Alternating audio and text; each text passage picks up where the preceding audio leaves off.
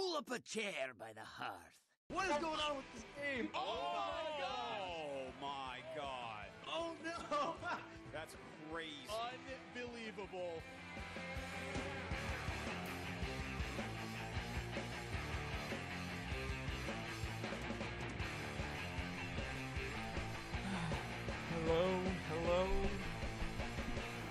Hello everybody, welcome to HearthCenter. Let's see, my name is Dorazio, and you are watching my very first episode of HearthCenter. Should be pretty good. Our host before, Calum Beardyface, did a fantastic job hosting the show, and he is off doing fantastic things, and one of the things that he left was this great podcast. So I am taking up the reins, bringing you guys the best esports Hearthstone news. We have a pretty cool lineup today. We're going to talk to Faramir first. After that, we're going to talk to Powder. And then from then on, we have Lifecoach, and then a special guest, the editor-in-chief of the Hearthstone Gosugamers section. And we're going to talk about the Gosu Awards and all of the nominations and all the things like that. So without further ado, let's see if I can get my first guest here.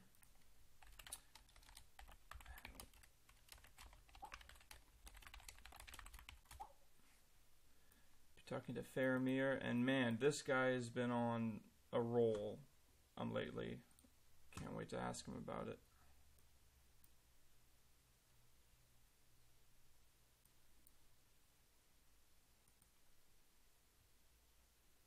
Anyways, while we wait for that, a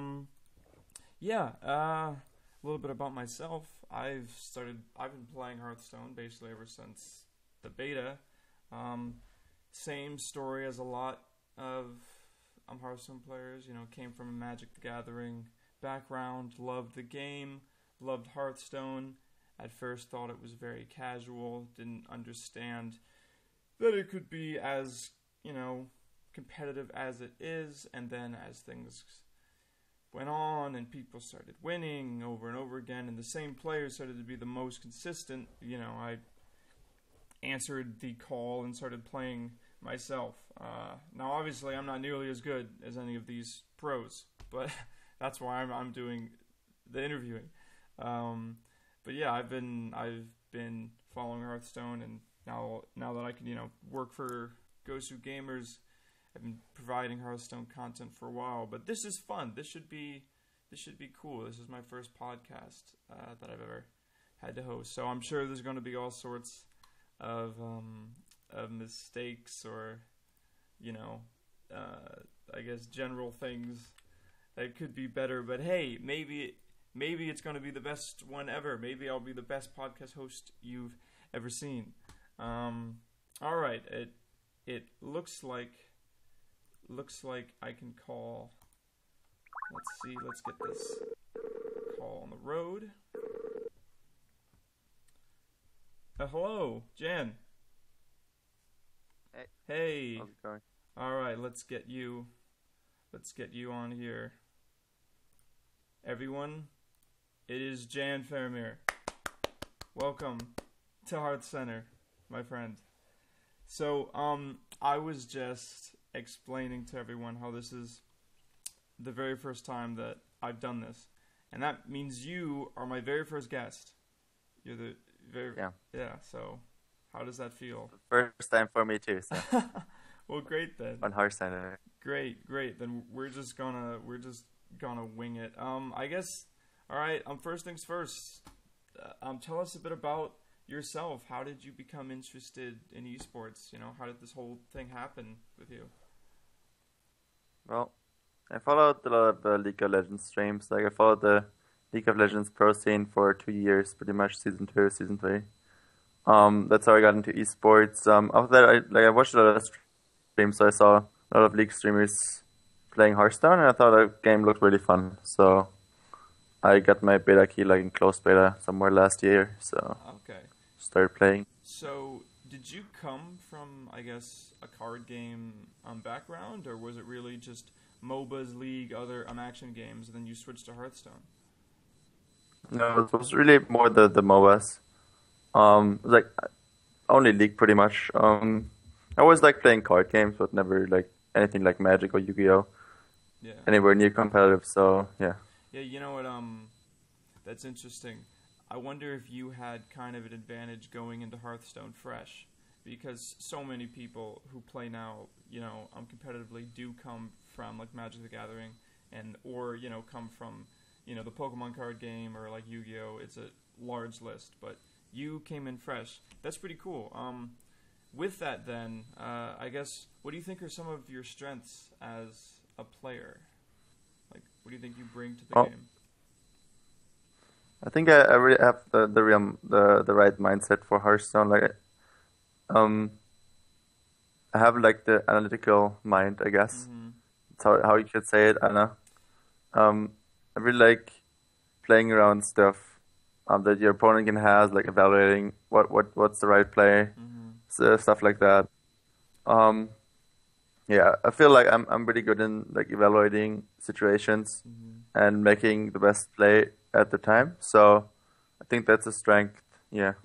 I think pretty much. it's very good that you said that, because one of the plays that I wanted to bring up actually was you had once turn 5 you played an empty quartermaster, so you had an empty board, and I believe it was against Kalento.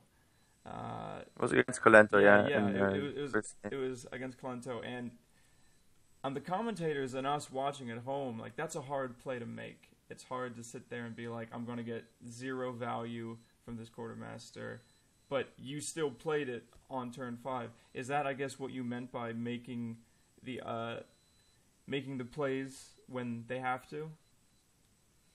Well, at that point, I had a hand with like Land Hands, Equality, Consecrate, and some other garbage, and I had like a one attack weapon, if I'm correct. And you had like the 1/2 Acolyte.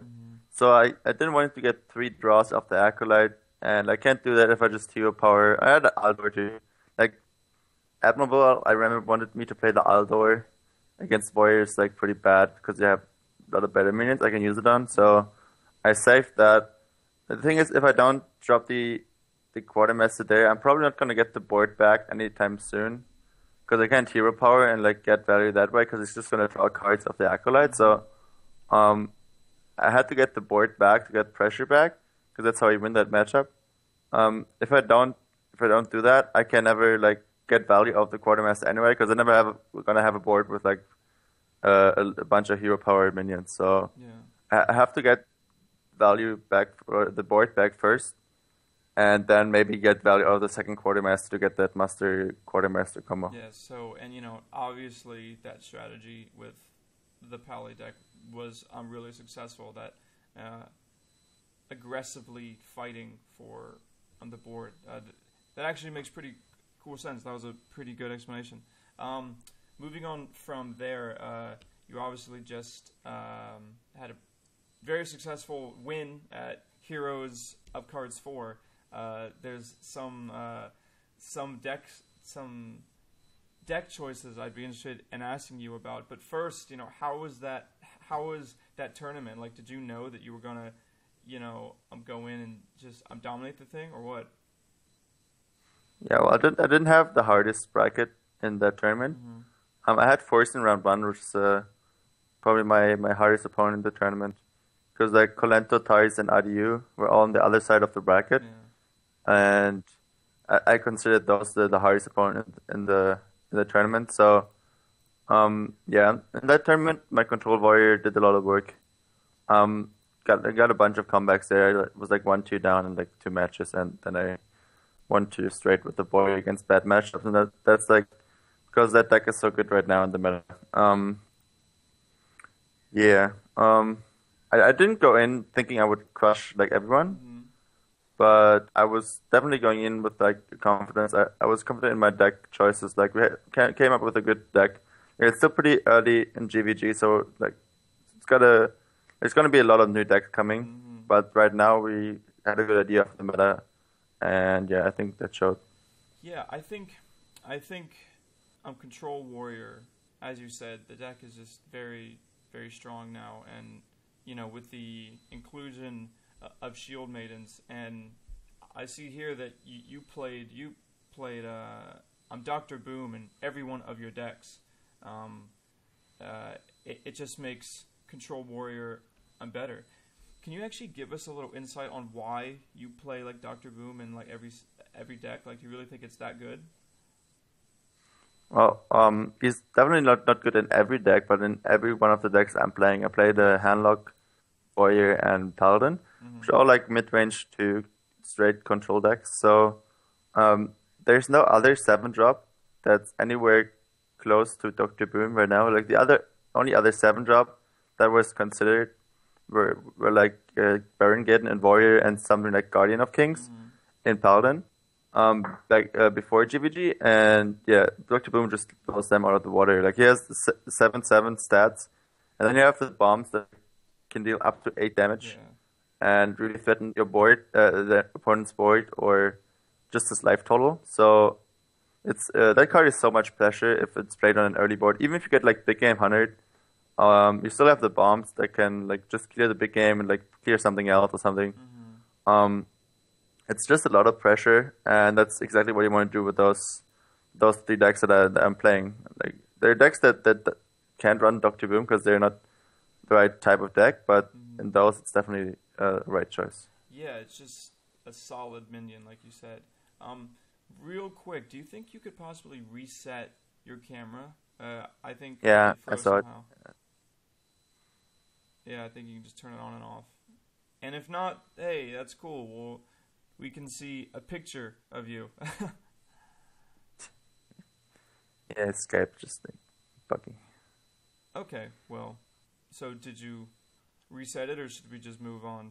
Because if it... No, my Skype is not reacting. So okay. Just like... Well, that's fine. I'm gonna reset it if as soon as it's reacting. Okay, well, hey, that's cool. We can still hear you. All right, so it just says your video was turned off. So I'm sure now... Oh, wait, maybe the call dropped. All right, so I think the call dropped, folks, but he should be back. We're reconnecting right now. But yeah, man, I'm Dr. Boom. It is a solid card. It's actually the first legendary that I was lucky enough to open when massing arena runs. So I suppose I have part of what it takes to make a powerful control warrior deck. Alright, so we're still trying to connect with Faramir again. I'm just gonna hang out and try to call him again. But yeah, I think it's interesting that Faramir doesn't come from a card game background.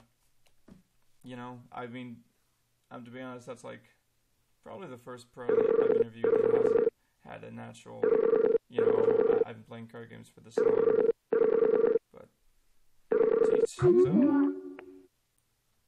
Alright, so I think I'm just gonna say call me back when you can. His thing probably froze or some sort, but hey, that's his Skype crashed. Alright, so that's cool. See, and these are the type of things that I can't wait to have. This is, you know, my first podcast. These type of things are gonna happen. Oh, he says my Skype crashed. I hate my PC. Don't hate.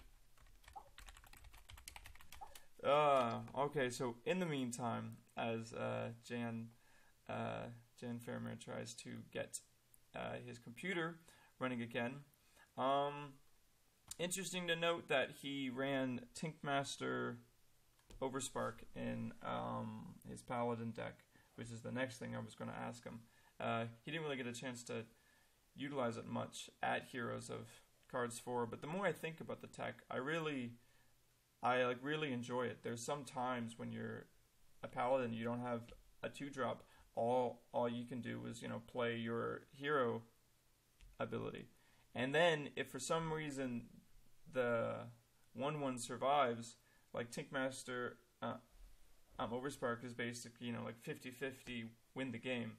Because if you get the Devil Sword, the value's insane. Hey, Faramir. Hey, he's back. There we go. Rejoice. Hey, man. It was so scary for a second. Yeah. I'm without you. Freaking Skype. Oh, well. All right. Well, hey, I was just talking about Tinkmaster Overspark. I haven't seen that card used in a very, very long time, and I think it's a stroke of genius in the Paladin deck. Can you elaborate a bit? Sure. That card, like, I didn't come up with the card. My teammate Powder came up with that card in Paladin, because you used to just target an opponent's minion to get like rid of a death rattle, or like the prime target were like Savannah Centurion, pretty much for that card. So that's not really the purpose in that deck anymore. You kind of want to play the 3/3 when you have a bunch of shielded mini bots, hero powers, so Michaos on your board, and just like get a 5/5, get a lot of tempo, and win the game that way. Yeah, it synergizes really well with your hero power. It's also a 3/3 for 3, which isn't bad. So even if you get like a 1/1 out of your like token, then it's like, okay, change from 1/1 to a 1/1, and you get a 3/3 on the board now, so that's still fine. Yeah, but it can like single-handedly win you the game sometimes. Yeah. When I first started playing, that was the very first legendary I opened. So I naturally love the card, but then afterwards it was nerfed, and I was just so sad because it was my only legendary, because I didn't want to spend any money on the game. I just hoarded all my dust from like arena runs. Anyways, cool, man. That's a cool piece of tech, and I was just saying the same thing when you were gone. I think the free roll chance of getting a Devil Sword is just for nothing is just so powerful. It's hard to come back from that. All right, so we talked a bit about Heroes of Cards, but you're actually in the middle of a tournament right now. It's actually a tournament you're doing very, very well at. For those of you who don't know, Faramir is playing in Tavern Takeover 3, and I believe at this point you're at 6 games, just straight wins. Is that true? Yeah, it's I got a reverse sweep against Colento, and then I 3-0'd Strifecrow, so Yeah. I'm at 6 wins straight, if you want to see it that way. And we will choose to see it that way, because it's not every day that someone beats Colento and then Strifecrow after. I mean, talk about an absolute tear. You have to explain yourself. Oh well, like when that bracket got drawn, I was like really, really bummed out that I got the hardest bracket that I could like imagine. I had like Colento into Strifecrow and Aria into probably 6-0. Like that was like the hardest bracket I could have imagined. Yeah. But yeah, like going into that tournament, I just came off the Heroes of Cards win, so I was like kind of confident going in, confident in my decks how they would do. So yeah, I played pretty well against Colento. I feel like even the first 2 games that I lost. So yeah, and I had 3 decks that could 3-0, so I was still thinking that I could win. Yeah. Yeah, and I got the reverse sweep, and yeah, against Strifecrow I just like got insane draws with the Paladin. I was like, that deck can beat everything if you draw really well. Yeah. Just like get a good curve from early on and just get a lot of tempo. It's pretty much like every mid-range deck, and I love mid-range decks, so I know how to play them very well. Yeah. So it was a lot of fun beating those 2. Oh yeah. It must have been fun. Definitely feels good. And your next opponent is very soon now, right? You're up against Dart. Yeah, I'm gonna be in Dart against Dart in like an hour or 2. Okay. So what's the plan? Play Paladin and cross your fingers for those god draws, or what? And well, the dream is getting 9 in a row now, Oh, right? I got 6. Yeah, man. You got like, you need 3 more to get in the finals, and I need 4 more in the finals. So All right, dude. yeah, that's the goal. That's awesome. Pretty much.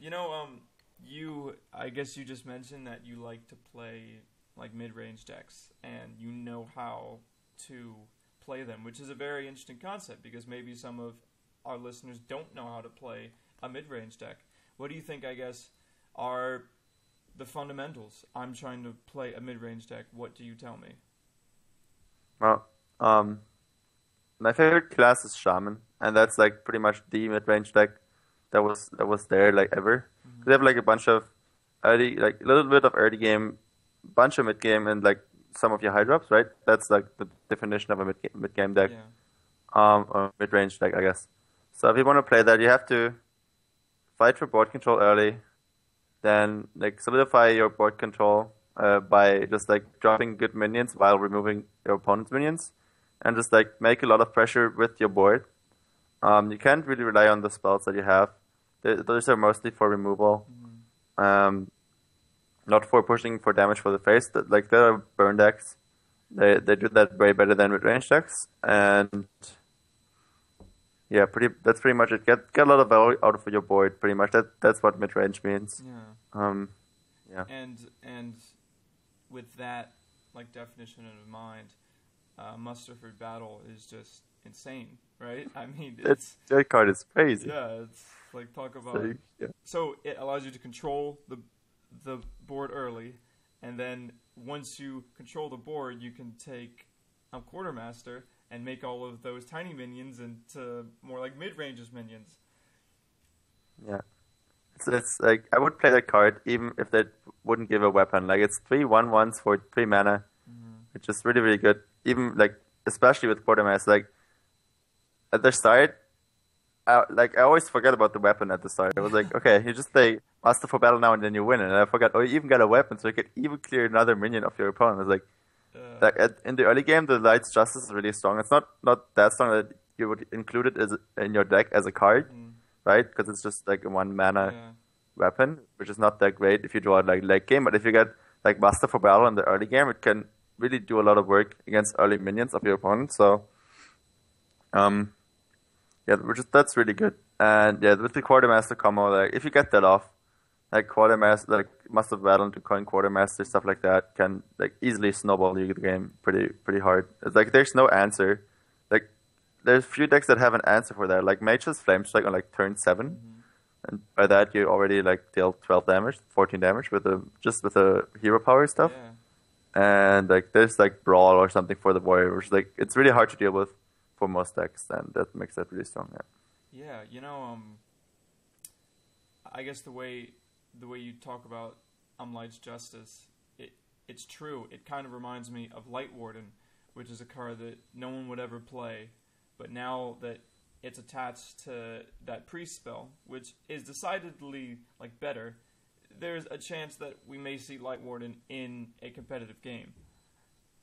Oh yeah, there's like with that card, it's definitely gonna see play, but I don't think priest is in a good spot right now. Someone needs to figure out a good priestess for now. I actually don't like Light of the Naru that much, because it's not gonna give you a Light Warden in the early game, where the card would be strong.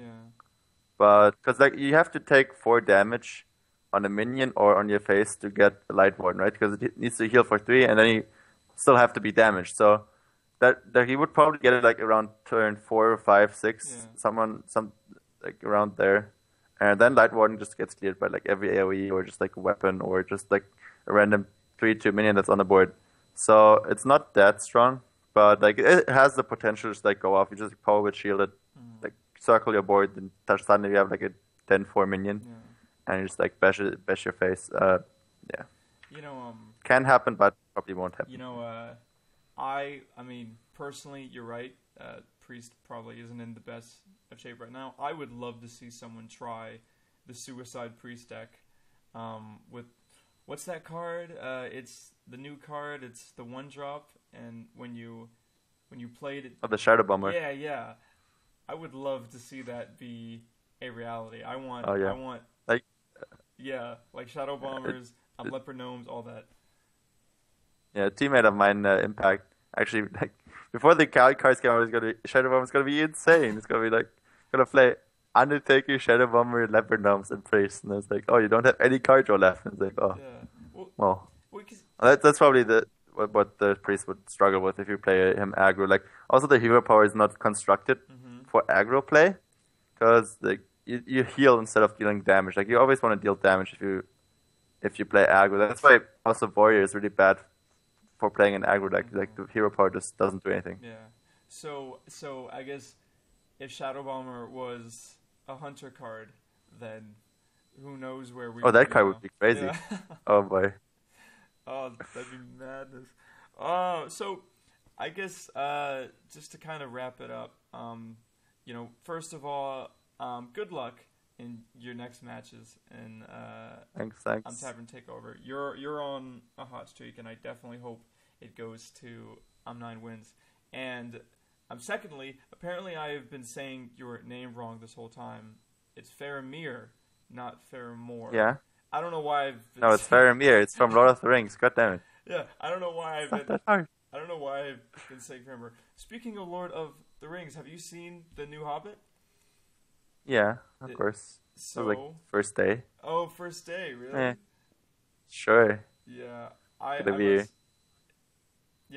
enjoyed the movie a lot. I don't want to spoil it, but what was your favorite part? Because you seem to be a big fan, obviously. Yeah, I am. But to be honest, I didn't really like the last one. Oh, really? It's not that much of a Middle Earth feel anymore. It's just like a spectacle now. It was like pretty much like the whole movie was a battle, pretty much, right? And that's like not anywhere close where the Lord of the Rings movies were. Yeah, for me, I like the second one the most. That was like the one that captured the Middle Earth the best. But I guess I'm a hardcore Lord of the Rings fan, Tolkien fan, so yeah. I might be in the minority if I think that, but that's just my opinion. Well, I have heard a similar criticism to basically the inclusion of Legolas so much in the Hobbit movies, and like the unneeded romance between, like how that was like highlighted so much. But yeah, you're right. All right, well, you guys heard it here first. Faramir is not a fan of the new Hobbit. I thought it was okay and didn't love it. All right. Do you have any last pieces of advice for people looking to break into the Hearthstone scene, who want to play competitively? Just play a bunch of weekly tournaments, play qualifiers, try to do well there, try to get recognized. Yeah, if you get through a qualifier for a big tournament, practice a bunch and win that tournament, or just at least do well in the tournament so people don't forget you right away. Like weekly tournaments don't count that much anymore, but yeah. Check out our website. There's got a lot of guides and stuff there. So if you want to learn about the best decks right now, you can check that out. It's iHearthU.com. Oh yeah. This is the shout out section. Please shout out to anyone you want. It's the holidays. You can say Merry Christmas to someone. You can say whatever you want. Shout out time. Oh yeah. Shout out time. All right. Shout out to our sponsors, Kingwin, Waypoint. Yeah, check them out. They have awesome websites, and we're gonna go do a lot of video content and stuff soon on our website, just from the players. So that's gonna be a lot of fun. We have a show or something coming up too. Bunch of show matches, I think, too. So it's gonna be a lot of fun. Yeah. Other than that, yeah. Shout out to my team that always helps me with the and stuff. I think that's the reason why everyone from our team is doing well. Just the preparation and the amount of practice that we put in. So yes, prep is thanks for having me. Half the battle. Hey, yeah, man, it was awesome having you, Faramir. Hopefully we can have you on some other time. I hope this was this was your first time, and it was my first time too. This will go down in history. All right, cool. All right, man. Thank you so much for being on. See you later. All right, see ya. Bye. All right, there it is. Our first guest. How great. Anyways, we are going to take a quick break, see if we can set up our next guest, Powder. We're going to have all sorts of fantastic questions about him. So yeah, stay tuned. Be back in 2 minutes or so. I just realized so be back in 2 minutes. Let me put on some sweet tunes. Alright. Sweet tunes incoming. Oh no, that's horrible. Alright, there you go. No, that sounds horrible. Okay, I'll be back. See you soon.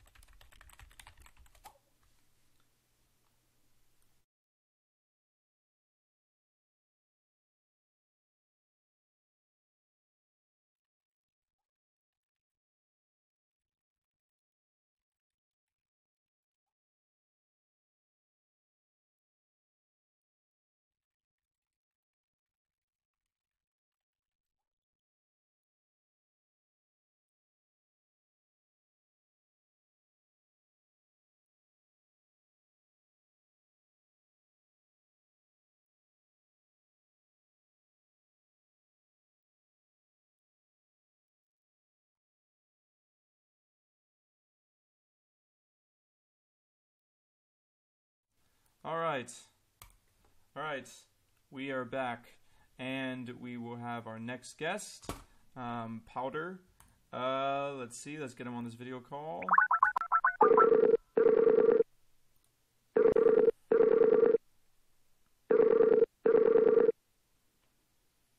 Hello. Hello? Let's see if I can do my video as well. Okay, great. Can you hear me? Yes, I can. Great, I can hear you too. Yeah, let's get your video going. Oh, there we go. Let's see, I'm gonna just see if I can get better lighting. That's totally cool. Should be fine. And I am going to change our on the show, Powder. Hey man, how are you doing? What's up? Ooh. I'm good. Just gonna set up stuff. I was just eating dinner, so. Oh, really?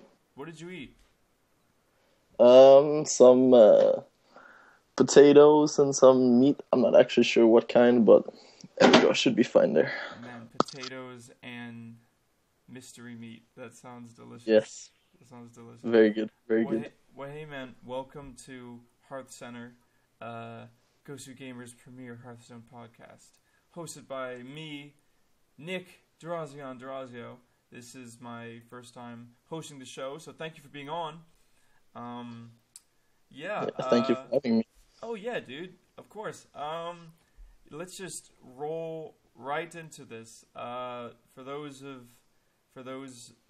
viewers that don't know you, care to introduce yourself? Yeah, sure. My name is Harold Powder Gimre. I'm 21 years old from Sweden. Probably the best Scandinavian Hearthstone player right now. Not that many out there. But yeah, always feels good to kind of hype yourself in your region as well. I've been playing for a really, really long time. Had some pretty good success recently. Came second in Heroes of Cards 3 and then Kingwin charity tournament as well. Nice. Have you always been a card game player? Or is this Hearthstone is actually my first card game. I actually never played Magic or anything else before, like never even seen it before I started playing Hearthstone. Just kind of got into it when my friends switched from League of Legends to Hearthstone. Man, that's crazy because your teammate said the same thing. Faramir, we just got finished talking with him, and he said the same thing. I'm just shocked. How are all these non-card game players doing so well? I mean, Hearthstone is very easy to get into, I guess. Especially when you start at the beginning as well. There wasn't, as it is now, like a million cards or whatever that you need to buy, and everyone already has the full set and stuff like that. So it's kind of hard right now for beginners to start, but it wasn't really like that when we started. Like, everyone was at the same playing field and just, like, getting to know the game and Like no one was actually super super good, which was, I guess it's better for when you're new. Yeah. So it was basically like the Wild West of Hearthstone. It was a gold rush. Basically, I mean, I remember the days when you could win tournaments with Tempo Rogue and all those crazy decks before everything got nerfed and stuff. Oh yeah. Okay. This is interesting then. What was your favorite, I guess, deck that you could play back then, but now is just no chance? Like Rogue has always been my class, I guess. Like Tempo Rogue was my thing back in the day. Yeah. I kind of came in after all the major nerfs that, like, some of the things I wasn't there for in the beginning, which was like more the crazy stuff with when cards were like super broken. Yeah, like what's the warrior card that gives all creatures charge? Oh, the 2/3? Yeah, I forgot the name for some reason, but that card was absolutely broken. Absolutely bonkers. Yeah, I mean, I came in like 1 month after the release. I couldn't get a beta key until then. So I kind of missed the beginning craziness. So I guess I would have to say Tempo Rogue, but I mean, you can kind of play Tempo Rogue too now. So it's kind of back. Yeah, kind of. Yeah, there's that weapon, the Cogmaster's Wrench, right? Yeah. I've been trying to get that to work because I am also a fan of Rogue, and I've been trying to, make that a really like resilient thing, but I don't know, maybe I'm just bad at the game, but it's not working. It's not working. Half the time it feels like I'm just paying an extra mana for a slightly better hero power, It's like it's a 1/3, right? Yeah, and then with like some battle cry. I've actually never played with the card, but well, that's probably for your own benefit because it's not doing well for me. Because it gets +2 if you have a mech, so it's kind of like a constant effect. If you have a mech, you get it, which is great. But the moment that happens, it just makes a huge like target on every single mech you have, and it's like. And there's already targets on your mech because mechs are like the new thing with Mech Warper and stuff being kind of strong. Yeah. Man, who would have thought that Mech Warper would be so good? I think that really went under the radar. Yeah, I mean, if you would sit down and just actually analyze all the cards, I think you would have realized that Mech Warper would have been like insane. But most of the time, people just look like kind of on the surface of everything. Like, there's no point when they're not actually out. Most people just want to play with them, see how they play as well. But sure, it's like broken as fuck. We'll get into that later. Yeah. I know you've experienced that firsthand. Oh yeah, that was painful. That was painful. Yeah, we'll definitely get into that. Okay. What then? I guess what were some of the cards that you thought were going to be extremely powerful but weren't? That weren't. I think like some of the legendaries are kind of the ones that stick out the most because they're kind of the ones you target first when you actually start playing and stuff. Like they're the more important cards. Like Vol'jin is still really strong, but he was like hyped like insanely to be like amazing. He seems good still. It's like it's a great removal card to use, and like it's actually a great battle cry, but it's not as good as it was like thought to be. I think Trogzor is another card that everyone kind of thought would be amazing because Hearthstone just basically has spell removal. It's like the problem with Trogzor was the 6/6 stats, which actually proved to make him a really bad card. Yeah. Whereas Dr. Boom is this huge player. Yeah, exactly. Yeah. He just has a lot better stats and does more. You know what? I'll be when the sets were first, like revealed, I thought that Ogre Ninja would be one of the most powerful cards. Because like in my mind, I'm like, this is practically a watered down Ragnaros that has stealth, and it's even a little bit better than Ragnaros because you can kind of aim it, So like I thought this card would be insane, but it's not really happening the way I wanted it to. Yeah, I mean, you still have to attack and you take damage where Ragnaros doesn't. And, I mean, we've all played with the 50-50 cards in Arena, like, the first week when we could, and, like, it just doesn't work out in your favor. I don't know if the game is bugged or whatever. It's, like, always, like, your opponent plays it and it's fine, you play it and then it just sucks. Oh, yeah. I mean, of course, it must be like that for everyone, because everyone says it. Yeah, that's natural. Though, I do pick the 4/4 for 3. I think that's a very powerful card. In Arena, it can be okay. I mean, we've seen some decks with it, like, come out with, like, the Silence Druid and stuff as well. But, like, having a 50-50% of chance of attacking the wrong minion, it can be very bad for you a lot of the time. Oh, yeah. Mine always go for the face. That's the tendency of my ogres. I mean, it's probably the better one if it's gonna attack something. Yeah. Alright, so, okay, so speaking, I guess, of Goblins versus Gnome cards, you mentioned Mech Warper, and I saw that it brought up, flashes and visions of a very hard time that you just recently had against Lifecoach. Please, where do we start? First of all, congratulations on getting second place. That was a very stacked tournament. But what do you think of that Mage Mech Warper deck? Like, just, like for those who don't know what happened. I mean, like, not to be, like, salty or anything, but I just don't think the deck is that amazing. Really? Like, you could see him on the stream just laughing his ass off because he was top decking card after card after card. Like, he has 5 cards that are 5 mana or more. And in the first game, he top decked 3 in a row. Like, otherwise he would have lost the game straight up if he top decked anything else.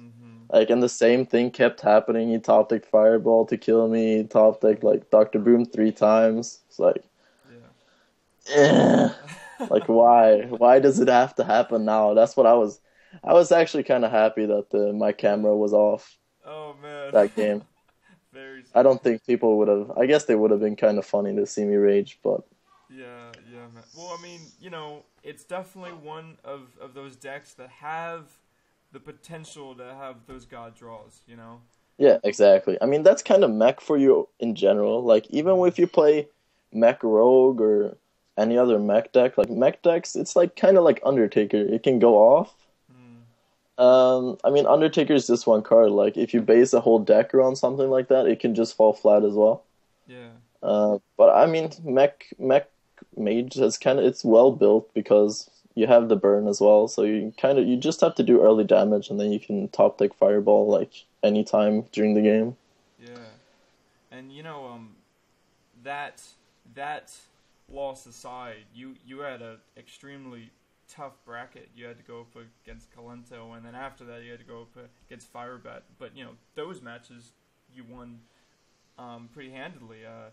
I guess give us some insight on what you were thinking during those rounds. I mean, I've played against Kalento like 4 times in the last 3 tournaments or something like that, and I think we're 2-2 or I'm 3-2 favored.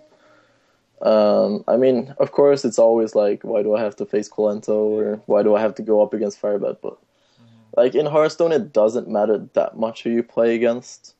You just have to stick to your strategy in tournaments that you've come up with and just play your best, and then hope for some good RNG. And I think I got pretty lucky against Firebat. Most of the RNG went in my favor, which of course helps a lot. I mean, I think I played it very well as well. Like, I didn't make any mistakes. And that's also that's all you can do, basically. Sometimes the luck falls in your favor, sometimes the luck falls in your opponent's, and in the end, like, I hope you just have to hope it balances out and kind of hits you in the right times. Yeah, really the consistency that comes from like winning in Hearthstone is, like you said, not making any mistakes. So when the luck goes your way, you can take advantage, and when it doesn't, you can try to be resilient because of your perfect play. Yeah, it's like kind of like in the final as well. I made one mistake that actually, looking back, I think I would have won game one if I didn't make that mistake, and then the series could have gone completely different. Just for some context, what was the mistake? There was one turn where I kind of could clear his board when I attacked into his like he had 4 creatures or something. I attacked into a Neutron, and I actually didn't execute the 4/3 shredder before I whirlwinded, which in this case, like it's 1 in a 1 in 300 or like 1 in how many 2-drops there are. He got explosive sheep. So this case, if I executed before, I would have been able to proc the explosive sheep with my whirlwind, which would have cleared his board completely and would allow me to take 4 less damage or something, and then the top deck fireball wouldn't have actually killed me. So just like a tiny mistake like that, which is in 1 in 40 or 50 like times happens, and you actually lose the game because of it. Yeah, and you know, a lot of the Goblins versus Gnomes cards, they create scenarios that you haven't seen before because of the randomness, or they create all these variables that now it's even harder to keep track of all of those plays and keep track of all of those scenarios. Yep. Yeah. Definitely correct. It's like no one has actually played enough games to just like automatically play correctly every time. There's always going to be small RNG stuff where you probably should make another move where you actually don't think about like what could happen if you roll like a Doomsayer off your shredder and stuff like that. It's just like those RNG stuff, it's actually pretty important, and you can get extremely lucky and extremely unlucky, but you just have to kind of play around it and actually just like think about it ahead and stuff like that. Yeah, you know, we were talking to Faramir earlier, and I mentioned his deck selections from Heroes of Card, and I want to talk about his Paladin deck that has Tinkmaster Overspark in it, which I think is awesome. And then he said, well, actually, my teammate, you know, on Powder, that was his idea. So I guess I should be giving the congratulations to you, because that's one of my favorite cards, and I was happy to see it. Yeah, I mean, that's the Paladin deck I got rank 1 legend with as well. It kind of started off as like an idea we had before GVG came out. I think Varanus was the one that put it together first and started playing it, and then we kind of tweaked it and stuff, and then I was like looking over it, and there must be some cards I can change in here and stuff like that. So I was like, okay, Tinkmaster should be really good. And then I played like 2 games with it, and it was just like hands down the best card in the deck. Yeah.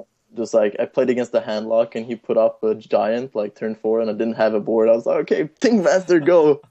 And I get a squirrel, and it's like, okay, this card is so good. It's good. And it just seems like I have pretty good RNG when I played at turn 3 with a Silverhand Recruit. I almost always get the dinosaur, so yeah. I mean, for me, it works out.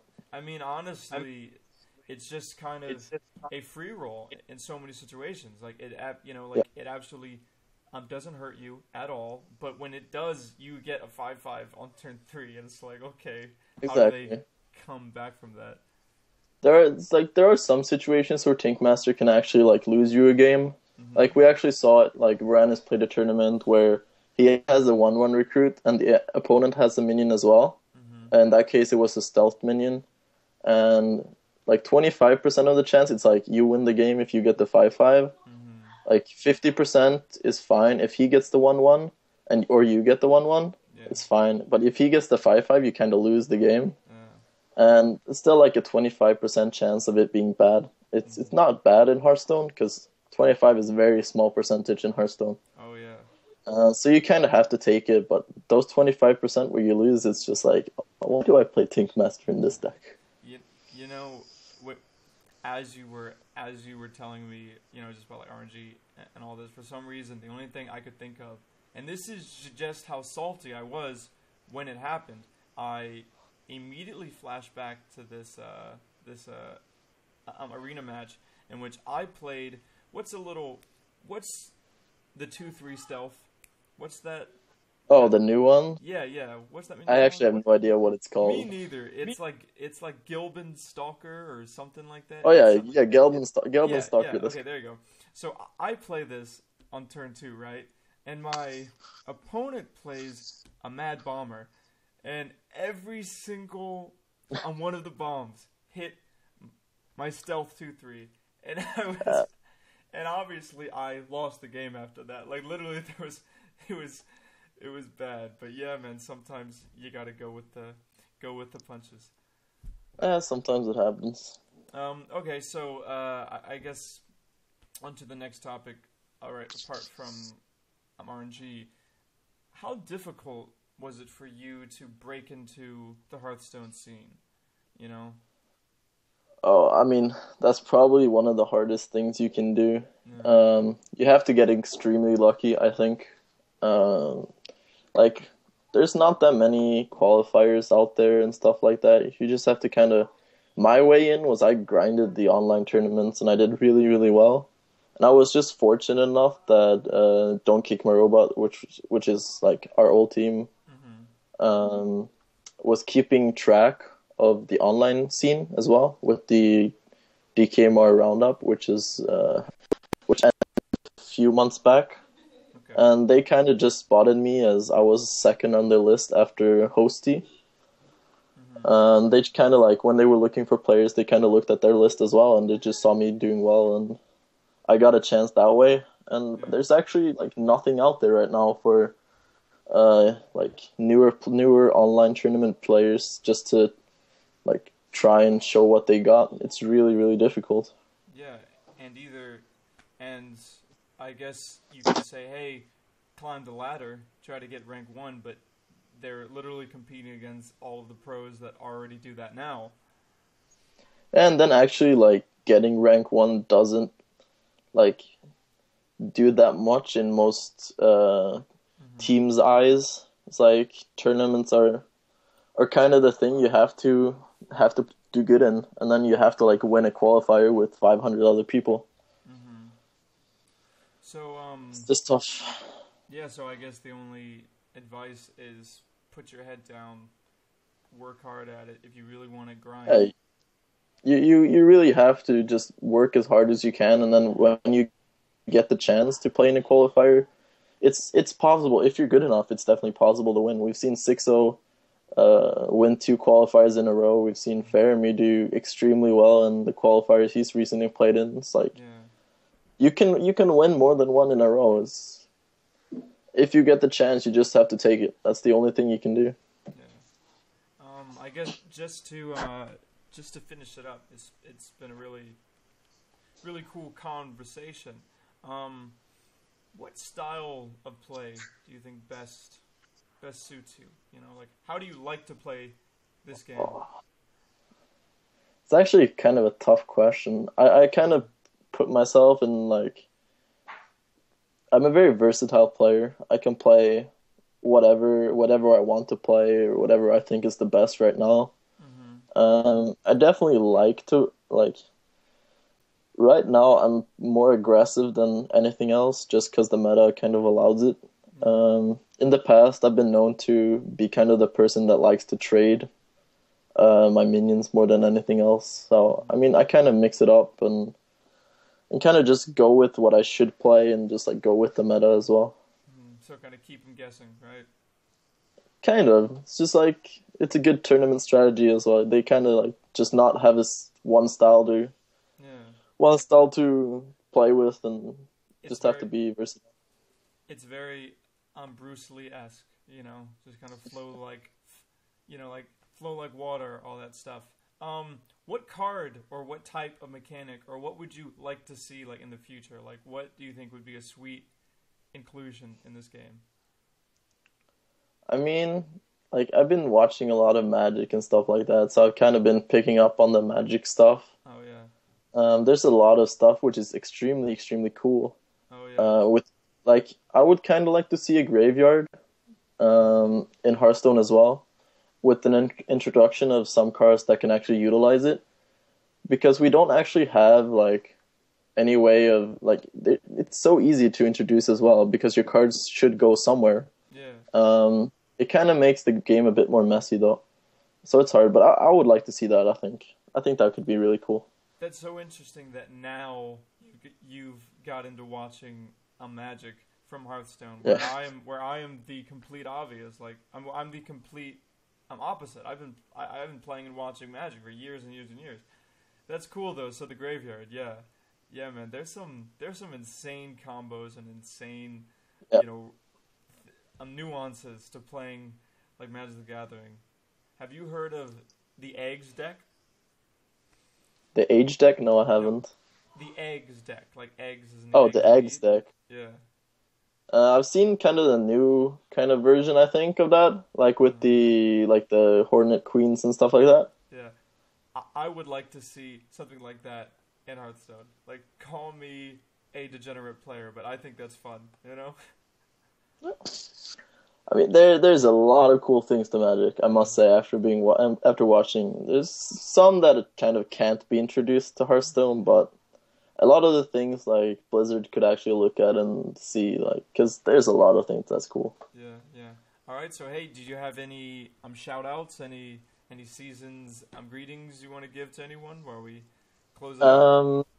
I mean, I just kind of have to shout out to the team, IR2. Everyone should definitely go check out our website. We've got some new things coming up with the new premium site and stuff, where we kind of put out articles about decks and deck techs and videos and stuff like that, which is going to be great for all new players and stuff like that. Shout out to our sponsors, Waypoint Media, Kingwin, Nerdsy. And then just shout out to the team, the players, Impact, Faramir, D2, Varanus. Just thank you all for being awesome and helping me and stuff like that. I guess I'll give a shout out to my girlfriend as well if she's watching. I don't think she is. Oh, come on. She's not watching you? Okay, well, hey, I don't think so. Maybe she can check out the podcast, hopefully. The downloadable ones. All right, well, hey, man, this has been awesome. It's been great. It's been great talking with you. Hopefully we can have you on the show some other time. Yeah, and thank you for having me. It's been a great little chat. All right, cool, man. You have a fantastic evening. See you later. You too. Bye. All right, guys. That was good. That was fun. I can't believe now he's in Magic. Great game. Anyways, we're going to take a quick break. We're going to get our next guest soon. I think we're going to have Lifecoach up next. That should be fun, so stay tuned.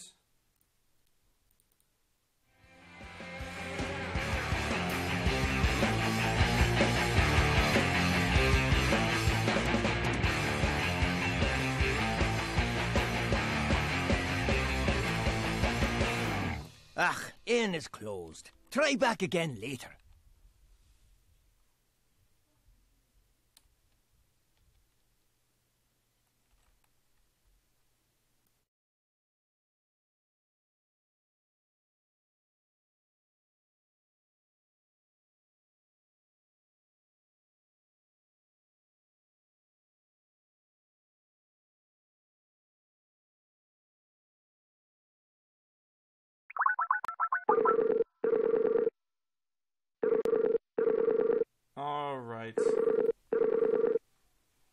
All right, everybody. We have a very, very special guest now. He does not have a webcam, but we have a fantastic image we're going to use in his place. Can you hear me? Yes, I can. Yes, I can. All right. While I get your temporary face in order on the stream, can you introduce yourself to all of our viewers? I think the guys already know me. I mean, whoever's watching, I'm Nydra. I run the Hearthstone section of GGNet, act as editor-in-chief, and I like to curse a lot on stream, but I try to, behave, because then people are not very content with my language. So I will try to have a minimum amount of F words and S words and Yeah. Oh man. Yeah, try to keep it PG-13 or whatever. Although like 13-year-old kids swear more than me, I swear. Observe it. Okay, wait. I have to. I still want to get this little gremlin. We need. All right. It's like actually window. So yeah. Anyways, we are going to talk about the Gosu Cup nominations. The Gosu awards. We had a very fun time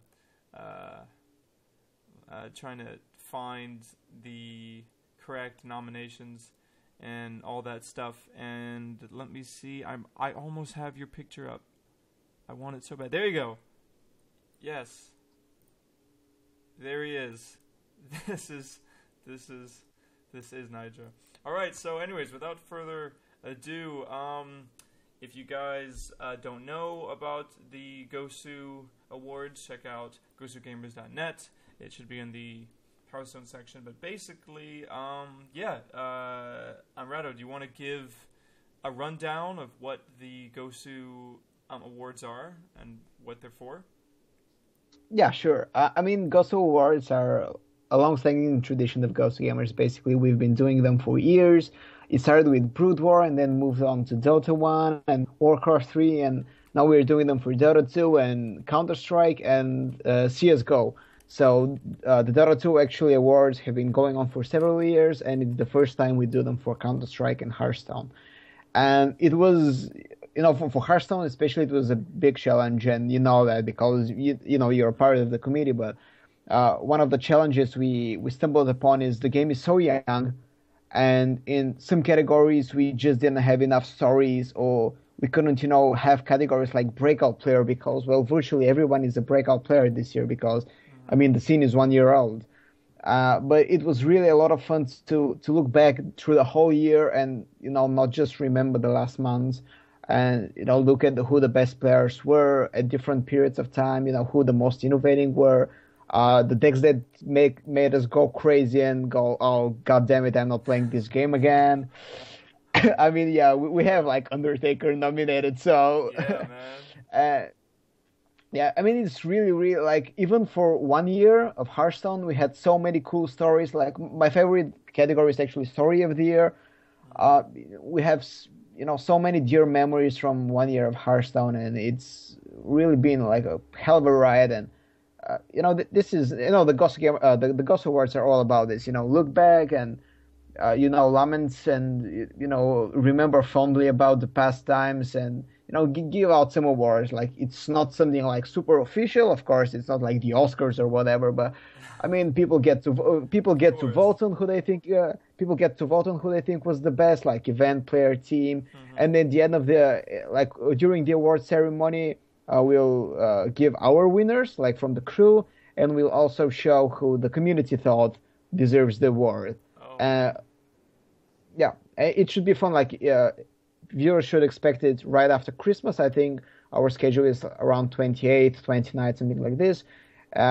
Just after Christmas and right before the New Year's celebration. So you'll have some cool piece of content to read before, you go get hammered on New Year's Eve.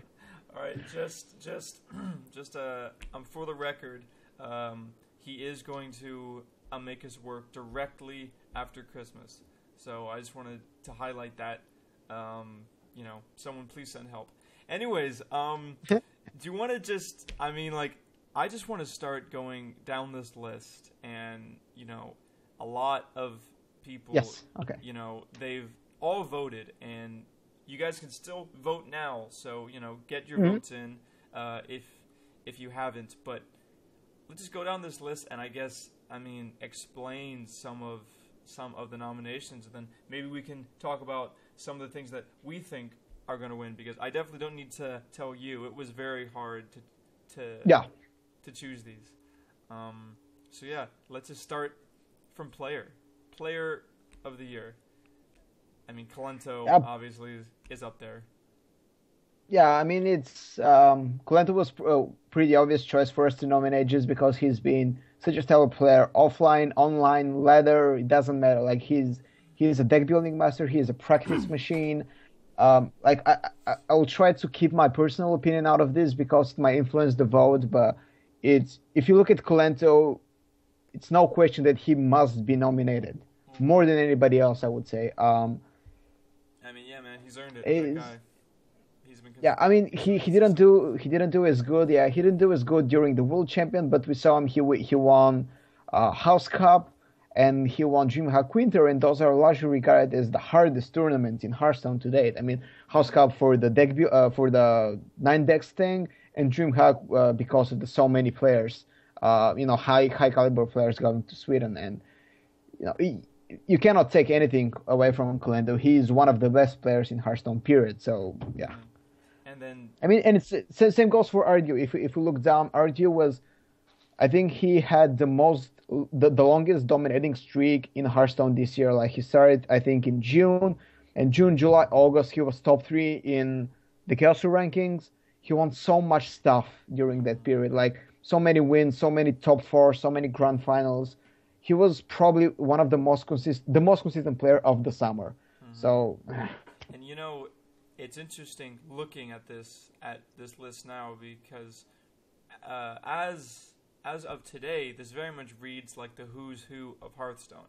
Like if you were to see these names on a bracket, you would think, "Wow, this is going to be the most intense tournament ever." But because Hearthstone's so new, and this is one of the biggest competitive years, it's really up to these players to show the same sort of consistency next year, because there's going to be an entire new face of players, because the game is just growing exponentially, and it's really up to these players now are very much going to be like, they're going to be like the legends, like they're going to be the old school, so to speak, Yeah, this is basically the first generation of representatives of the competitive Hearthstone. These will be the guys that the 2015 class will look up to and say, okay, I want to be like Kolento, Strife Crow, Firebot, or whatever. These are the guys who also will have the pressure on them the next year because they were all nominated, and we acknowledge them as the best players in the world, basically. I mean, of course, these are not all the best players, like because of we had to limit our nominations in terms of numbers. We had to leave some players out, and we list them as honorable mentions. But we have people like Saviz, Amaz, Thais not making actually the list, and which is a very tough decision to actually leave them out because so many players deserve to be there, and it's really a tough category, and we'll see how the voting goes. Yes, we have had our honorable mentions, so they're there as well. But again, we just couldn't fit all of them. All right, so I guess moving on, our next category is the innovator of the year, and this category has gotten some recent discussion, because anytime you're trying to trace the origins of a deck, it's hard. Like who played what first, who was the one who really created it. These interactions are very obvious in many ways. But I think when we were choosing this, we were really trying to make the distinction from people who tinker with decks and really fine-tune them towards people that bring changes to the meta with their deck selection at high profile events. These are people who basically took the risk, brought something new, brought something that was a very smart call, and because of that, the rest of the group followed and started playing those similar decks. So with that, we have Strifeco, Kolento again, Firebat. Again, these names you're gonna see a lot. Koyuki, Kit Kats, and Hyped. Probably most known for his mage and rogue decks. Yeah, it's the innovator category is especially hard for the reason you said it. It's very hard to say, okay, who invented this deck, because we're doing an article called "What Are the Pros Playing," and in it we are actually naming the decks by the player. Like we'll write Strife Cross Druid and after every article, people will come to me and, pro players or team managers and say, okay, actually it was me or it was my guy who started playing this first. And, when you start going back, it's very difficult to find actually who came up with the idea. I remember we were looking about the Miracle Rock, if you remember, and we saw like a super old post, like 2013, something like this, about like making, and we actually thought, okay, it's like Kulento or who was playing it. There was like another guy who popularized it together with Kulento, and say, oh, actually, people have been trying gadgets and stuff way before them. It was just this no-name guy who was the first known post who said, I figured I'd put all this, and this is my attempts at the deck. But is he the innovator, or is it, like Kalento who finds ways to win with it? Exactly. And this is, for example, this is why Kalento is nominated, because he was the first player to wreck faces so hard with Miracle. I mean, like when you think of the deck, you think of him, you think of, Hyped, you think of Forsen. These are all like the best Miracle players, and when you look at the other classes and try to see who made them better, I mean, if you think Paladin, there's no other good Paladin player. That's a stupid thing to say, but in the early days, it was only Kyuki who was making Paladin work. People had given up on Paladin, and Kyuki comes to ESG and brings Giants Paladin. Same for Warrior. Although, like, I know that Darquonix was one of the first players to actually try Control Warrior, Kit Kat has made the deck viable in every meta. Like, he sees the new cards, he sees the meta change, and say, okay, like, I want to put this card, this one particular singleton in it, and then the work does miracle. I remember, one of the iterations when you had to outrace Hunters, there was like a pair of Cochrane elites there, and this made a whole difference. It's amazing. I remember that. Yeah, and it's similar to Amaz and Priest when with a class back before people thought it was powerful, and it's someone who really tries to like resurrect it. And again, we could talk about Enter of the Year forever. So cast your votes now. It's still there. All right. So my bet would actually, I would actually vote. Like, I want to give this here because it's more of a hard category, but I would actually vote for Kit Kat. It's not because I main Warrior, but because he set the standards for a class that's still used and still dominates. Like, I know Kalendo is, but I think like Kit Kat should be there. And I know that a lot of people are angry that Renat is not there because of the zoo thing, but actually the zoo thing was there way before Renat came and made the changes. Like, Renat had a lot of influence over the deck, but in the early days there was a guy called Curie who made the mid-range control. Not mid-range, but the mid-range board control Warlock, who was basically Zoo. A bit slower maybe than Renat's, but very similar. It had like Knife Jugglers, and there was like a singleton, Shadow Flame or Hellfire, something like this. But it played very similar to Zoo. I think those are excellent points. All of the salt towards Reynad probably is all in fun, because that's what his fans do. They feed off his salt. They actually gain energy from it. But maybe next year, Reynad. Renat is the nicest guy, really. Yeah, he is. And I remember I'm watching him, his Magic the Gathering streams when it was very, very small. Like, I remember back when a Magic stream, it was really big to have like 400 viewers. So I've been watching Reynad for a while now, and it is interesting to see him try to keep his cool, his trademark demeanor with the insane Hearthstone fans that are very, very different from Magic the Gathering fans.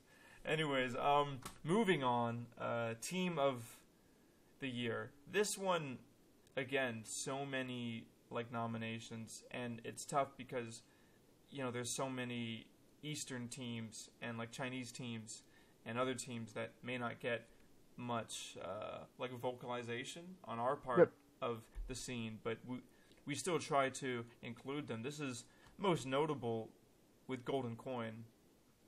Yeah. I mean, the team category is it's easy to acknowledge that there are big team brands out there, but really the competition comes down to Cloud9 versus Tempostorm, I think. Just because they're the biggest brands. Cloud9 have so many champions and established names on their team that they're probably going to win. Like, I haven't checked how the votes are going, in the last week, but on the first day, Cloud9 were carrying a big momentum, basically, and Tempostorm were lagging behind. I think, for example, if Cloud9 didn't take Tides, it would be a closer battle, but it's really difficult to go against Cloud9 in terms of, stardom, I would say. In terms of just numbers and, the amount of people who are on this list of Player of the Year, so that are also on Cloud9, it is a tough decision. Yeah. And, it's also... Yeah. Well, yeah, I'm reminding again, go in and cast your votes, because the community vote matters too. It's not just our decision. Yeah, absolutely. Whatever the community decides will also be highlighted in a way. So previous years, I think we lacked we didn't stress on the community's opinion as well. And this year we definitely want to do it. We want to show who the community stands behind and who do we stand behind, and see if there are differences, because maybe we decide on different things, you, me, and our colleagues, and the guys on the community board. So speaking of the community vote, we can move on to the rivalry of the year, and obviously there was some joke categories, but when it comes to the community, I think the only real vote is Reynad versus RNG or Kriparian versus Arena Mages. I think it's got to be those two that are going to win the community vote, and I'm familiar with both, so I would love to hear your opinion on this. I love this category just because you see how it starts. It starts with actual rivalries, between players or teams, and then it goes RU versus the Maz is a legit rivalry. Yes. Then we have Cloud9 versus Tempostorm, a team rivalry, and then we decided to go super goof and have Reynad versus RNG that people just love their asses off. I was reading Reddit comments and they're like, "Oh, Reynad versus RNG, haha," or Kriparian versus Arena Mages, and it's. Honestly, my vote's for Krip every day. Krip. I can't remember who I even. I can't remember who I voted for, but I think I was a boring one and voted for one of the actual rivalries. But now I see that I was wrong. I should have voted for the last three categories. Clearly, last three categories. Clearly, yeah. It's really I think that ECOP gets a lot of flack, but I only think it's because he's very blunt. The guy's just a very very blunt person, says it what it is, and he's not afraid to say hey, this is what I think. But that type of attitude, that type of heelish behavior, definitely earns you a spot on our nomination, ECOP versus Haters. Yeah, I don't want to influence the community vote, but please go and vote for the last three categories, for the last three nominations.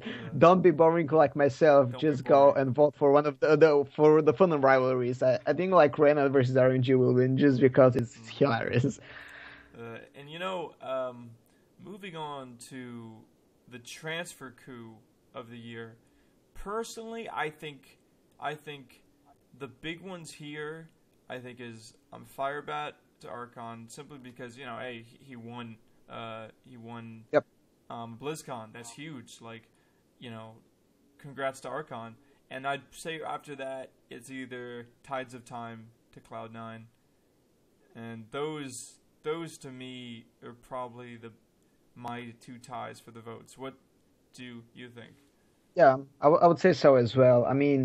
The Firebat to Archon thing, it's not really a transfer queue because Firebat was a free agent. He left Copenhagen while he didn't do anything there, basically. He didn't get any exposure, didn't get many tournament participations or wins.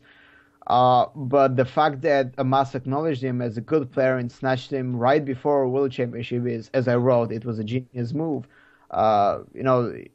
It brought so much attention on Archon, and the team already was, snowballing its, exposure momentum just because of Amaz's name. And then you get Firebot actually winning the biggest tournament of the year. It's, Archon are the biggest winner here. Like, if the team was established like 2 or 3 months earlier, it would have been also nominated for best team because, you have Amaz with a shitload of accomplishments behind his back, and Firebot as a world championship, as a world champion. And then we have Tides going to Cloud9, and it's actually the first actual transfer from one big team to another in Hearthstone's history. It's normal that we only now see them just because teams need some time to get big and players need time to get big themselves. And now we saw, one big player jumping from one big team to another big team, and, as a transfer of this magnitude should be nominated. And I definitely think that these should be like the top runners. Of course, we can talk about the formation of Team Liquid, but I don't think it will win. It's not like because I hate Team Liquid or something. It's just not as exciting to me as well. I would argue Colento to Cloud9 because he won a lot wearing their T-shirts and not while he was on Mana Grind. So yeah, he's kind of like most valuable pickup. Okay, so we definitely don't have time to go through all of these. So I want to skip to the Meta King of the year, which is which probably I had the most fun, like writing about this and like talking about this. Basically, this category is this year, which cards, which decks, which was the most influential. And sometimes like, okay, well that's easy, I'm Hunter. But then you think, but what about a Miracle Rogue? And what about like Warlock Zoo? Like what about Leroy? Like he was nerfed, so we don't really think about him that much. But if you go back 4 or something months, he was everywhere. He was in like every single deck. So I think this is probably my favorite category because it really sums up the year the best for me. Just to think. Absolutely, really it's one of the most difficult categories to vote for actually because people will think of what irritates me now the most, and they will probably go vote for Zoo because Zoo is everywhere, and it's been everywhere since Hearthstone exists, right? Whether you're talking about Curie's mid-range or then Renat's iteration or like the current gen, Zoo has been always present. But that there's also like other things that shape different metas. Like I would say, as we call it, the Naxxramas Trinity of Undertaker, LoTR, and Sludge Belcher, and we see those cards being, every aggressive deck has Undertaker, every control deck has Sludge Belcher, and every deck, period, has LoTR. So, everybody hates Undertaker. I think even the players playing Undertaker hate themselves for, you cannot go Undertaker, coin Undertaker into double Leopard Gnome and not hate yourself after that. Because it's not like, I did something like I planted a tree or saved a child from dying. It's just a disgusting move to make. But, you gotta be vicious, I guess. Yeah. So these are like 3 cards that shape the meta so much. And then we have... I feel as if that LoTR really just goes under the radar of how many tournaments this card has won, how many games this card has won. Like LoTR, you see it so often, you forget what it really does and how it can basically steal the most vital turn, the turn that was either going to make you lose or either going to make you win. I honestly don't see a point in which we stop seeing this card because it does such a unique effect, and when you're trying to fill that in so important 5-drop, why would you not put in LoTR? Yeah, I think the reason that people don't give the card the deserved credit is because its effect on the game, it's not as flashy. It's not like Force of Nature, Savage Roar, hit you for yeah. 14, right? Yeah. Or it's not like Undertaker grows to 4/5 on turn 3 or something like this. Or gadgets But drawing your whole deck, you know? or Gadget Zan, yeah, exactly. Or Leroy coming with double Rock Biter or whatever. But it's quote unquote just a 5/5 body that comes on turn 5, so that's quite good. That blocks your spells for the next turn. Or if you time it correctly, oh, I was going to die to Savage Roar combo. Nope, I block it. Now I'm not. Oh, man. It's not a flashy card, but it's a card that wins games. I mean, people that play Hearthstone a lot, or watch competitive Hearthstone carefully, and not just for the spectacle of Ragnarok's hitting stuff. They know how good LoTR is and how crucial he is in every deck. Yeah. Oh man, and again, I feel like we could talk about this all day. Just to wrap up my time with my favorite editor in chief. Do you have any shout outs or any holiday greetings? Oh yeah, I really wanna wish everybody, like, fan of Gosugamers or not, just happy holidays, have fun, be with your families, and enjoy the holidays. Get some rest. Don't watch too much Hearthstone. Like, enjoy. Like right now, we have the finals of Millennium Cup happening, so that's why people are not listening to our stupid shit. But enjoy Hearthstone. There's gonna be the Pinnacle tournament that Amas is holding right after the holidays, and then that's it. We're done for the year. And yeah, crazy. So yeah. Just happy holidays. Read Gosugamers, with the cool stuff when we are not lazy. And I want to thank you, Nick, for having me. Of course. I mean, it's been a pleasure as always to come and rant and ramble about Hearthstone. And we've been talking about Gosuawards, and there will be like a mini Gosuaward special coming this coming week.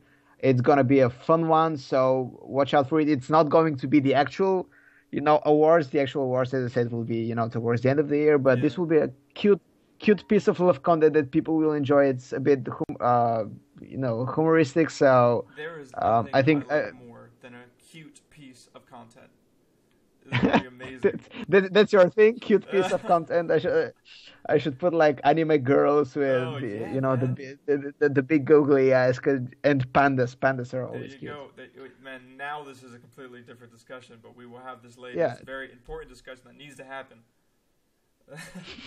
Anyways, man, thanks for stopping by. It was always a pleasure. Maybe we can have you on, I guess, some other time. Who knows what we'll talk about. Yeah, hopefully. All right, man. I'll see you later. Thanks for being on. See ya. All right, guys. There you have it. Editor-in-chief himself, the big man on the Hearthstone campus. Oh, now my screen's all messed up. Let's get rid of that. Sorry, little gremlin. Okay. So yeah, we will start with the next guest. We're going to have Lifecoach, and it should be a awesome show. So hold on for a bit. Let me get this back. Yeah. Anyway, so hold on for a bit. We'll start this soon. Thank you.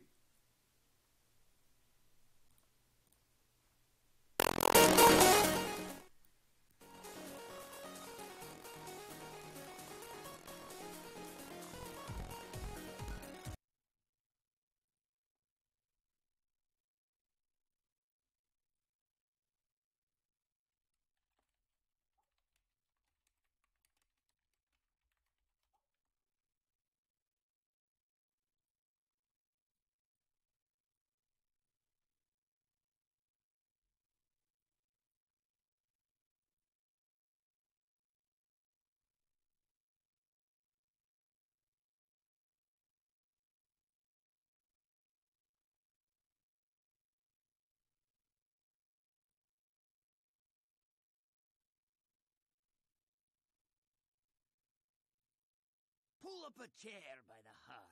What is going on with this game?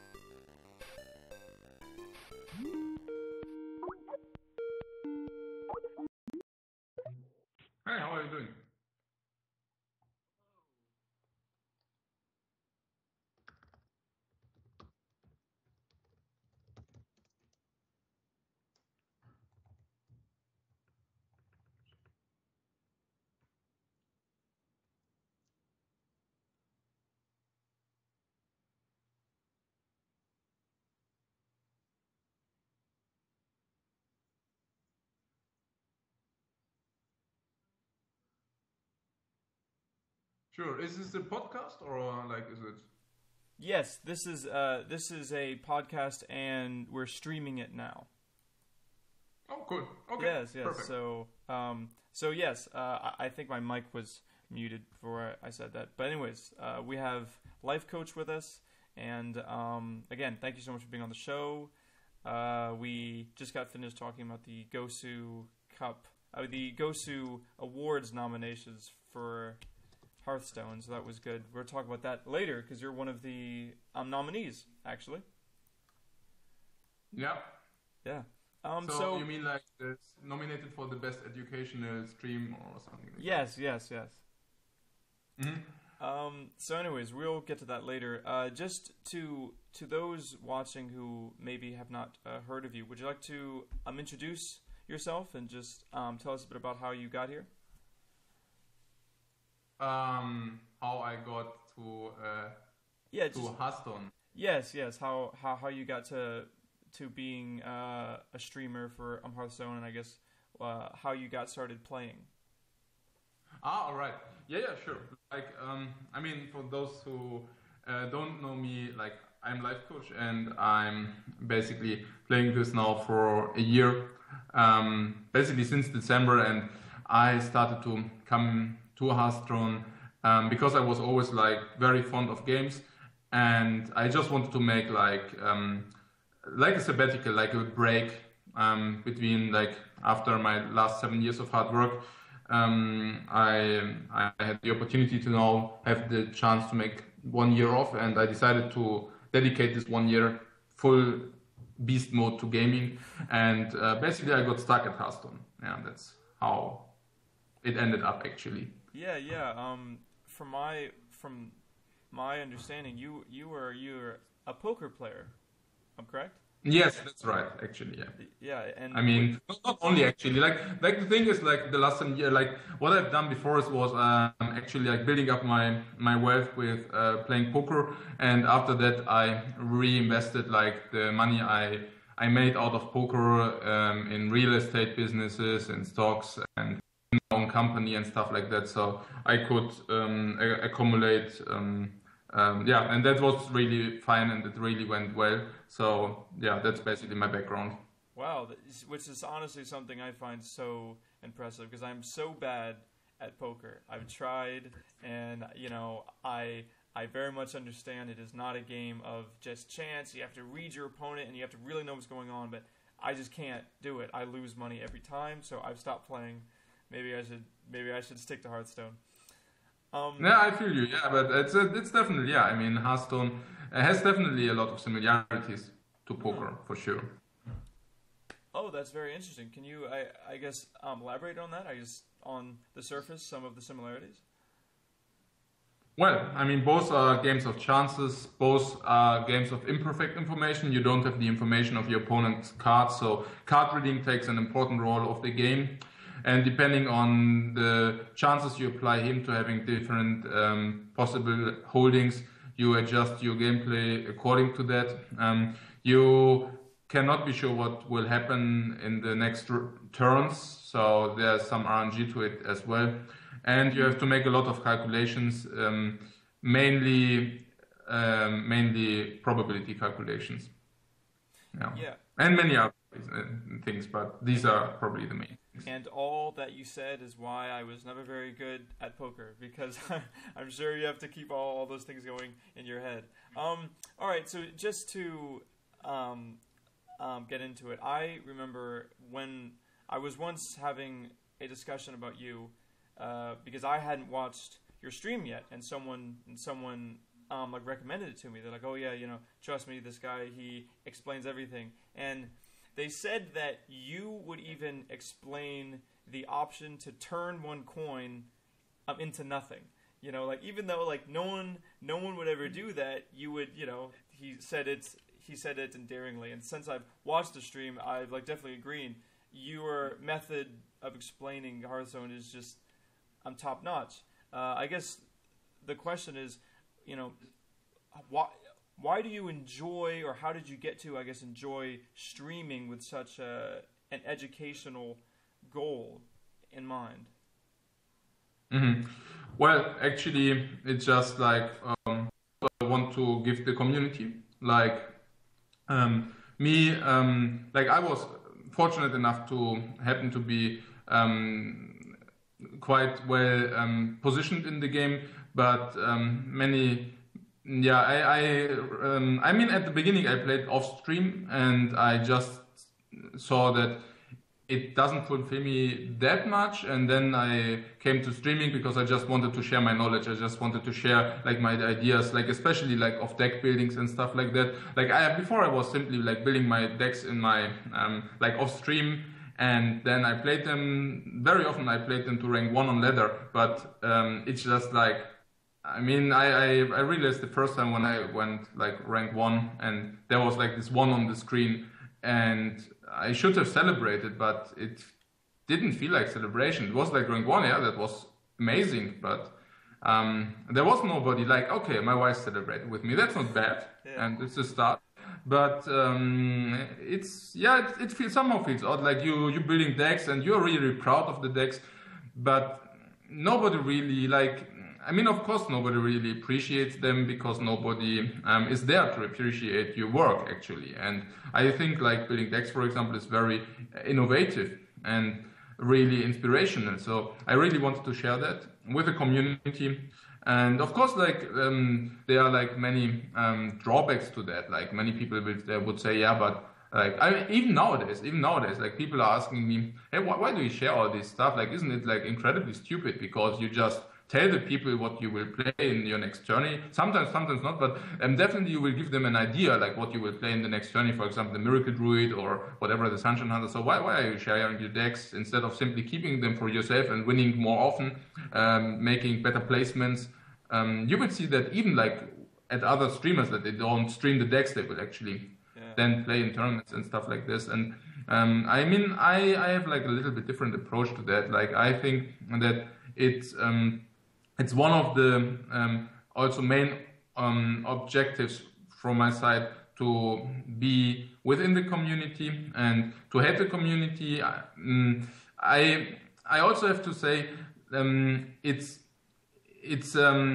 not only like about individual beings, but it's like basically it's a game we all enjoy. So if we build some community and being together, then that's just like really great. Like you can enjoy so much more the game together than if you just enjoy it yourself or in an egoistic way. So sharing ideas, of course it has the drawback that sometimes, okay, people will know what you play. Sometimes it will decrease your win rate.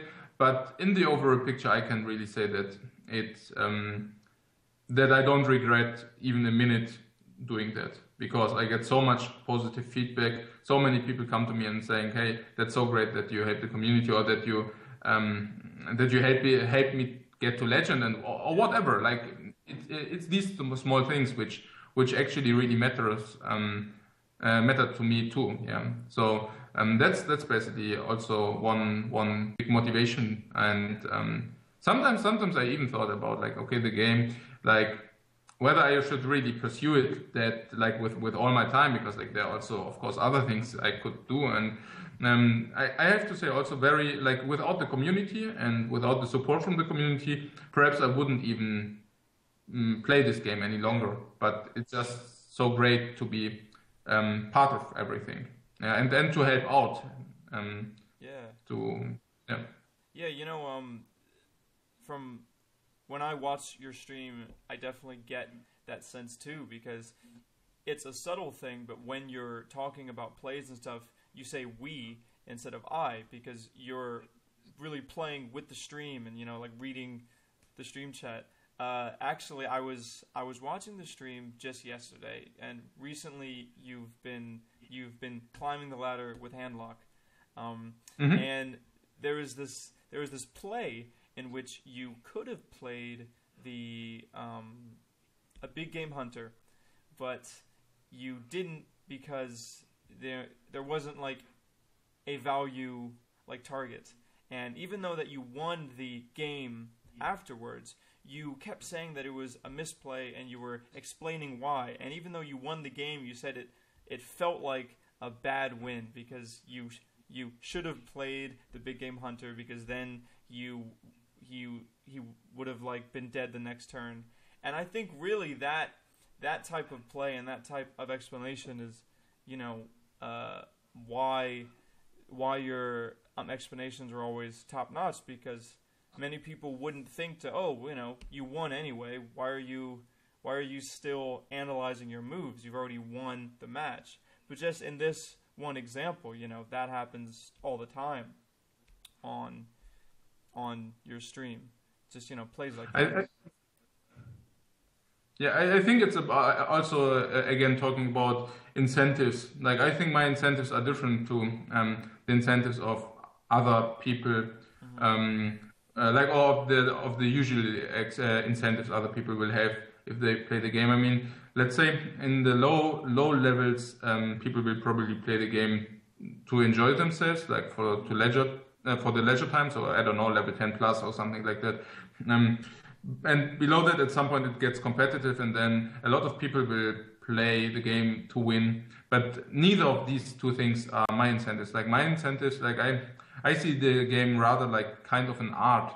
And this was also what I was referring to when building decks. Like for me, this is inspiration, and this is like creating something out of nothing. This is art, and also playing. Like I'm always for the lookout for the perfect play. I mean, sometimes there is not the perfect play, but there is definitely the non-perfect play. And yes. I really try to develop myself to the direction that to not do non-perfect plays any longer. And that's also something which is like my big goal. Yeah, whether it's achievable or not, but this is what I aim. So the only question I always ask myself if I'm playing is whether I improve myself right in this very moment. And if the answer is no, I should change something, no matter whether I just won this game or whether something else happened. Yeah, and there's this concept that a lot of players have a hard time grasping, especially new players, and that sometimes the play that won you the game is still the bad play, and sometimes the play that lost you the game is still the right play. And I think that's such a level that people need to break in order to really start playing and trying to find those perfect plays. Mm-hmm. Yeah, definitely agreeing. I mean, definitely at the top levels you of course need to get away from the thinking like I just got unlucky or something like. I mean, this is probably even a different thing, but yeah. So one thing is what you just said. Like definitely, the correct move can sometimes also lose you the game, and the non-correct move can also win you the game. It's everything about probability. So let's say you would lose against one card and. With the one move, and with the other move you would lose against two other cards, then of course you should do the move where you only lose against one card, even if then this exact one card will drop off. And another thing is that people are having like the tendencies to blaming their losses on bad luck, not on bad skill. So it's always really easy.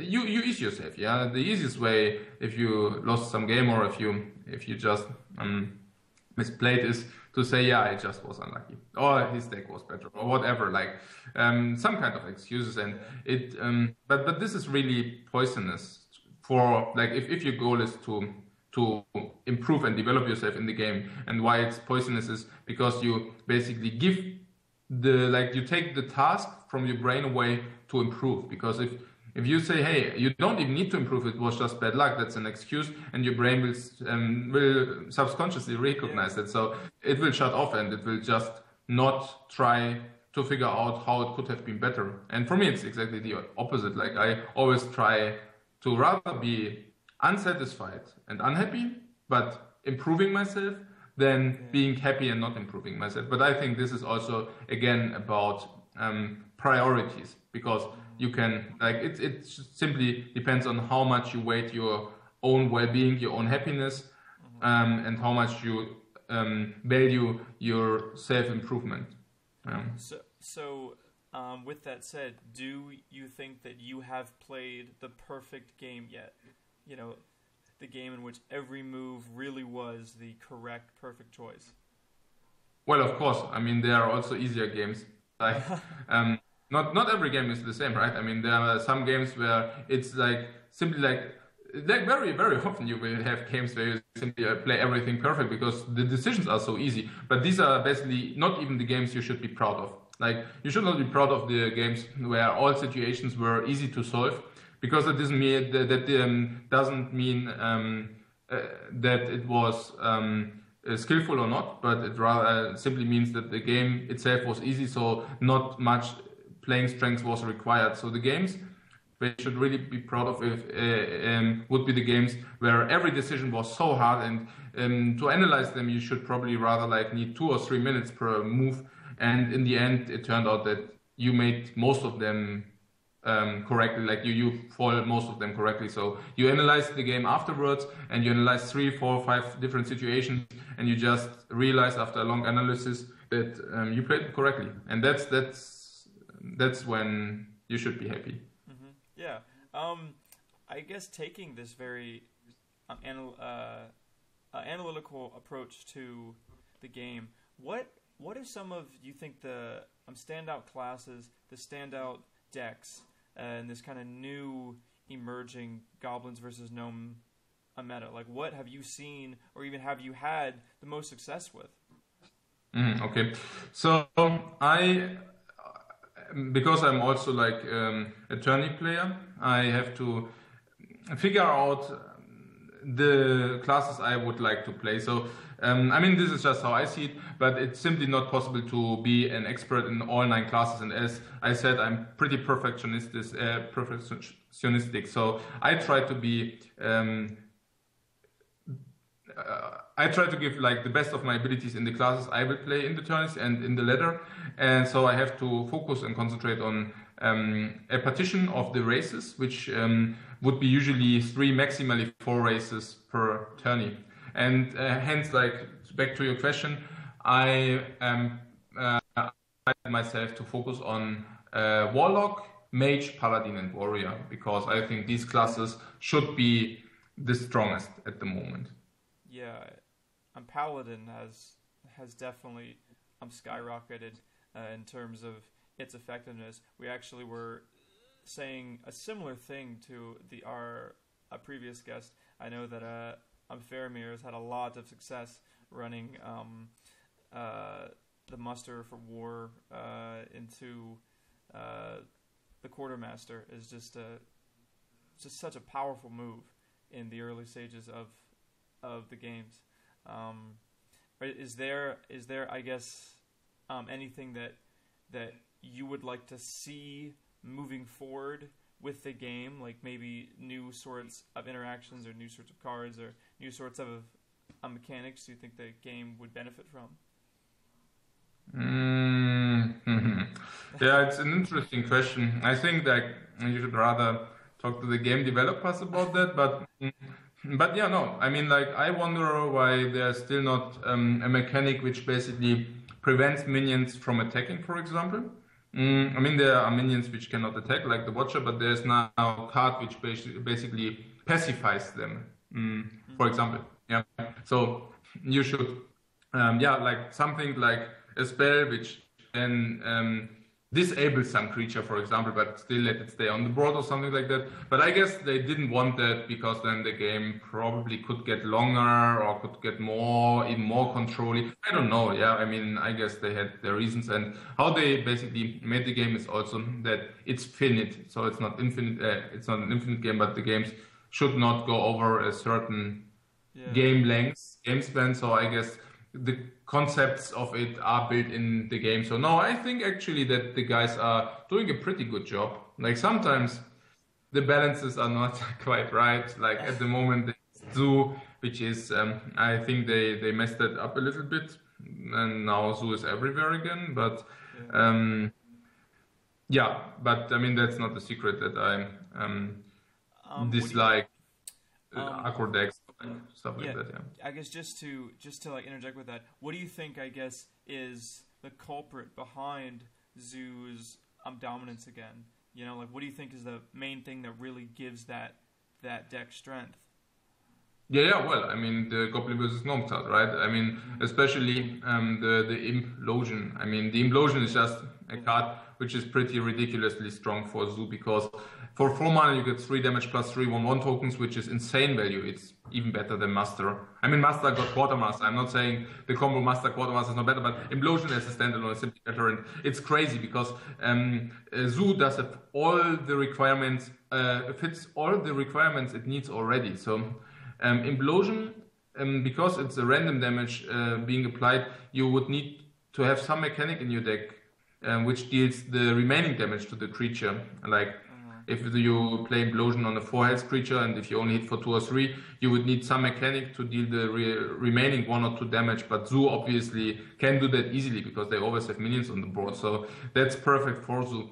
And they already get like double Knife Juggler. So they already have him. So you would usually go Implosion with double Knife Juggler, but let's see, like Zoo already runs them. So that's an insane value. Like if you play Knife Juggler into Implosion, that's simply ridiculous. And I don't see that they thought about it, to be honest. I don't think that they made Implosion and then they were aware that it's so OP in Zoo. And it obviously is. It also delivers you the tokens you need then to buff up and stuff like this.